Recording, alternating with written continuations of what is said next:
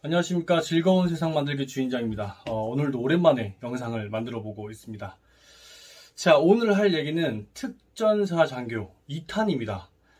지난번 1탄에서는 특전사 장교가 되는 방법에 대해서 말씀을 드렸고요. 이번에는 특전사 장교가 되면 그들은 무엇을 하느냐, 그거에 대해서 한번 말씀을 드려보겠습니다. 이 내용은 저의 SNS 블로그 때부터 유튜브까지 저의 찐팬 동반자처럼 같이 늘 함께 해주시고 계신 선배님께서 특전사에서 근무했던 경험을 저한테 주셔서 제가 말씀을 드리는 거고요.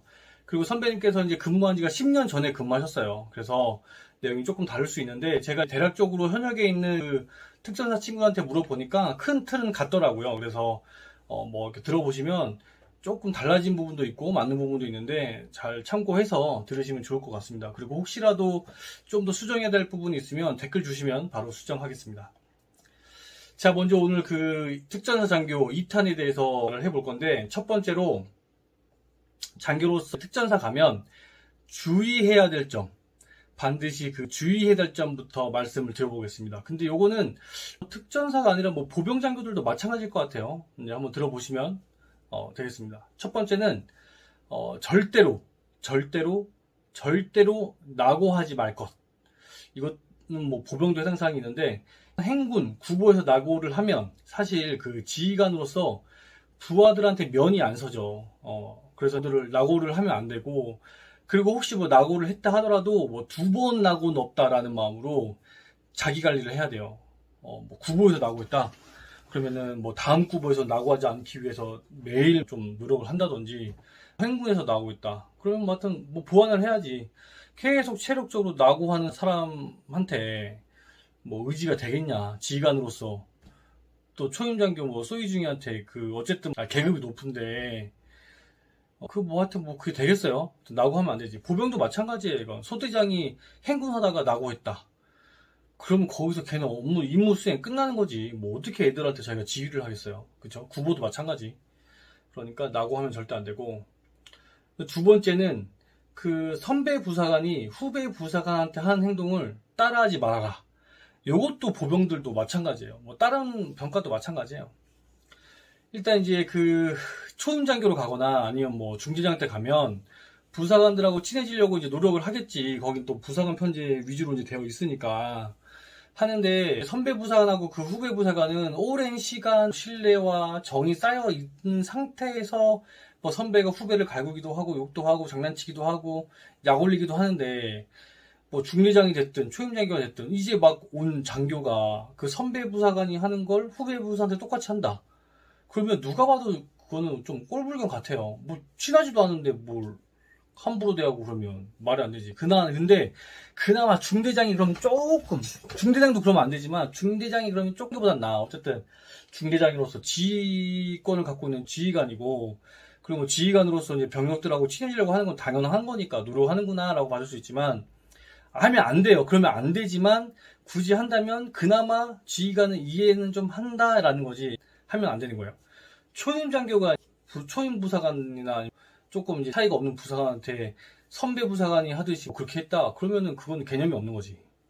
그렇죠. 아무리 장교라 하더라도 부사관을 좀 존중해주고 우대해주면서 인간적으로 친해지기까지 시간을 가져야 돼요. 그거 말고 처음부터 좀 그렇게 하면 꼴사 나오니까 그런 건 절대로 하면 안 됩니다. 세 번째는 체력만 중시하면 안 된다는 거예요. 이것도 병이나 다른 병과나 다 마찬가지예요. 선배님께서 아주 좋은 내용 주신 것 같아요. 체력만 중시하면 안 돼. 저 사람이 저래서 장교구나 하는 생각이 들게끔 해줘야 돼요.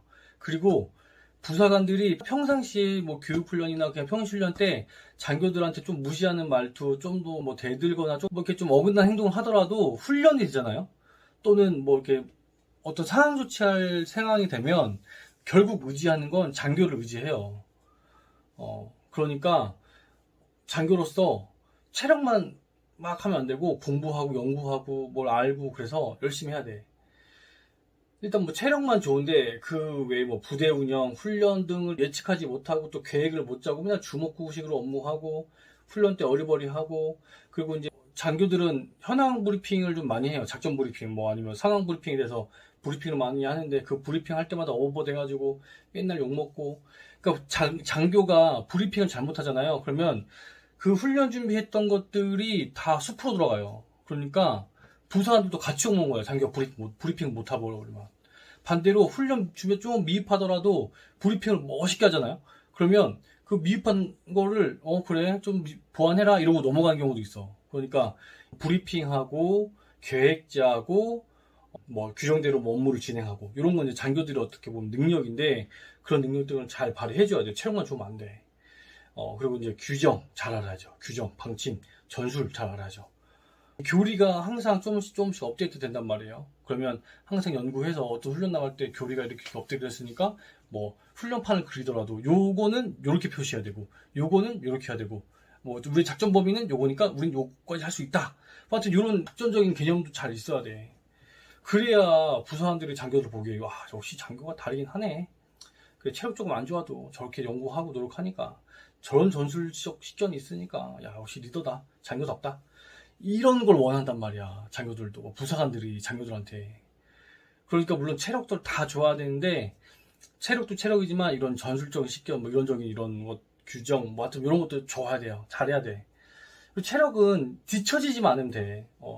이제 특전사 가서도 장교한테 뭐 엄청나게 크고 대단한 그런 체력 수준을 요구하지 않아요. 그러니까 뭐 팀원들 중에서도 안 처질 정도. 부전들이랑 잘 어울릴 수 있을 정도만 하고 정말 장교들이 제대로 능력을 발휘하는 거는 이런 거지. 규정, 방침, 전술적인 식견, 브리핑, 뭐 부대 운영을 예측해서 미리미리 준비 탁탁탁 하고 이런 걸 원하지 뭐 죽으라고 뭐 운동을 잘하는 걸 원하지 않습니다. 그래서 장교로서 가져야 되는 그런 어떤 그런 능력치를 좀 가져야 된다. 그래서 흔히들 하는 게 뭐 특전사 가면 장교들 운동만 하고 뭐 할 것 같지만 그렇지 않다. 그래서 꼭 참고하셔야 되고 주의사항입니다. 여기까지 주의사항 꼭 잘 새겨드려서 뭐 초임장교로 가든 이제 중대장으로 가든 꼭 잘 이렇게 하시기 바랍니다. 그 다음에 1과에 대해서 간단하게 말씀드리자면 오전에 뭐 체력 단련 1시간 30분 교육훈련 1과를 한 2시간 정도 하죠. 오전에는. 그래서 체력 단련은 뭐 구보, 외줄타기, 턱걸이, 푸시업, 싯업 뭐 이렇게 하고 뭐 지역대장이나 중대장 뭐 성향에 따라서 뭐 산악급, 뭐 군장구 뭐 등등등등등 뭐 이렇게 체력 단련을 위주로 이제 1시간 반 하고 그거 끝나면 샤워하고 오전 1과를 하는데 오전 1과는 뭐 교육 훈련이 될 수도 있고 또 뭐 작업이 될 수도 있고 뭐 여러 가지 뭐 등등이 있겠죠. 그래서 1과를 합니다. 오후에도 뭐 오후 1과 하고 16시쯤 어강 하면은 오후 전투체육을 하는데 오후 전투체육 때는 통상적으로 이제 구기체육을 하죠. 뭐 농구, 축구 뭐 이렇게 족구 뭐 이렇게 하죠. 부사관 대 장교 이렇게 편을 먹고 하던지 그리고 체력 단련하고 그리고 이제 오전 교육훈련 미비점을 좀 보완하기도 합니다. 오후에. 그래서 이제 여기서 좀 특이한 점은 뭐냐면 특전사라 그러면 운동 다 잘할 것 같지만 또 그렇지 않은 경우도 있대요. 뭐 기초 체력은 좋은데 구기 종목이 병신이라든지 또 뭐 구기 종목은 잘하는데 기초 체력이 조금 맞는다든지. 근데 또 여기서 구기 종목은 구기 종목대로 다 잘하고 기초 체력은 기초 체력대로 다 좋은 괴물 같은 사람이 꼭 있어요. 그런 괴물 같은 사람이 있어. 하여튼 그래요. 자기가 뭐 하나 이렇게 부족하다 해도 기죽을 거 없이 자기가 잘하는 건 잘하는 대로 하고 못하는 것도 못하는 대로 또 열심히 또 하면 됩니다. 군대는 주기별로 이렇게 훈련하는 게 있어요. 사격을 집중적으로 한다든지 아니면 뭐 훈련을 집중적으로 한다든지 또 특기 훈련을 또 이렇게 한다든지 이런 주기별로 이제 훈련하는 게 있는데 특전사의 자존심이 첫 번째가 체력이라면 두 번째는 사격입니다. 사격.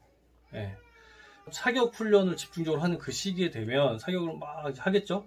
또 화기에 따라서 뭐 표적 뭐 200소냐 100소냐 뭐 또 다 다른데 하여튼 그거는 뭐 가면 알 것 같고 이제 20발 쏘면 18발은 맞아야 된다는 거죠. 보병은 12발이 합격 기준이거든요. 바뀌었나? 맞겠지 뭐 12발이겠지.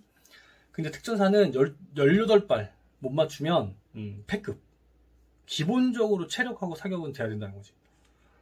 사격 18발 쉽지 않습니다. 그리고 보병은 입사후 사격이라고 해갖고 이제 벽에 호에 들어와서 기대서 이렇게 10발 쏘고 돌격 자세로 이렇게 해가지고 뭐 이렇게 땅 이렇게 쏘고 하는데 특전사는 뭐 입사후 사격이 없다네요. 그냥 돌격 자세로 사격을 쭉 해버린다네요. 이거 진짜 힘들어요. 체력적으로도 힘들고 숨이 많이 차서 이거 표적에 이게 조준하기가 쉽지가 않습니다. 저는 참고로 후보생 때는 한 13발 정도 맞았고, 올해 하고 뭐 이제 대입 때쯤 되니까 18발, 뭐 19발 이렇게 맞았습니다. 아무튼 그렇습니다. 그리고 주특기주가 되면, 보통 이제 주특기는, 장교들은 주특기가 없어요. 부사관들이 주특기가 있어서, 주특기를 이제 쭉 하는데, 장교들은 보통 뭐 다음 주, 다다음 주 훈련 계획을 짜거나, 아니면 맨날 수정하는 그 전세기 수정 있어요. 전세기 수정하는 거 손 보던지, 아니면 또 지휘관 성향에 따라서 장교도 주특기 해라. 그러면 주특기 조금 하던지. 그리고 이제 참고로 말씀드리자면, 이제 특전사의 주특기는 정작, 폭파, 화기, 의무, 통신, 이렇게 구성되어 있는데, 한 팀에 뭐 한 12명 있으니까 같은 주특기가 한 2명씩 있는 거예요. 그래서 같이 임무 수행할 수 있게 이렇게 있는 거고, 그리고 부사관들이 주특기를 한다 해도 이게 몸으로만 하는 게 아니에요. 예를 들어서 폭파 한다 그러면 뭐 그 폭파하는 그 화기들의 재원, 능력, 뭐 어떻게 설치해야 되는지 이런 것들을 전부 암기하고 있어야 되고 공부하고 있어야 되고, 또 화기는 화기대로, 의무는 또 뭐 한방하고 양방을 또 같이 알아야 된다네요. 그 뭐 혀를 또 알아야 되고, 그러니까 공부할 게 엄청 많은 거예요. 통신도 뭐 모르스부호하고 뭐 여러 가지 뭐 장비에 대한 재원, 뭐 통신 뭐 이렇게 알아야 되니까, 진짜 특전사가 몸만 갖고 하는 게 아니에요. 머리도 좋아야 돼. 이를 주특기에 대해서 빠삭 해야 되니까. 외울 것도 많고 평가도 보고 하니까 이거 그냥 대충 뭐 그냥 해서는 안 될 겁니다. 몸만 쓰는 게 특전사가 아닙니다. 그리고 뭐 이제 각종 훈련, 뭐 혹한기 훈련, 산악훈련, 해상침투 훈련, 뭐 제주도 전술훈련 등등등, 뭐 천리행군 등등등 이렇게 많은데, 선배님께서 좋은 내용 진짜 많이 줘서 저도 읽으면서 되게 재밌었는데, 그 훈련 얘기까지 하면 밤을 새야 되고, 궁금하신 분들 댓글 주시면 제가 따로 말씀드릴게요. 네. 자, 그래서 이제 딱 이렇게 제가 정리를 하다 보니까 벌써 한 10분이 넘어가는데, 그래서 일단 처음에는 특전사로 이제 가려고 하는 장교들, 뭐 초임 장교든 중대장이든 주의할 점에 대해서 말씀을 드렸고요. 그 다음에 뭐 일가에 대해서 훈련에 대해서도 아주 간략하게 그냥 말씀드렸고, 제가 이제 나름대로 요점 정리를 했습니다. 그래서 도움이 되셨으면 좋겠고, 그리고 아무튼 또 좋은 얘기를 주셨던 선배님께 감사드리고, 궁금한 얘기 있으면 댓글 달아주시면 또 친절하게 답변 달아드리겠습니다. 오늘은 여기까지입니다. 감사합니다. 충성.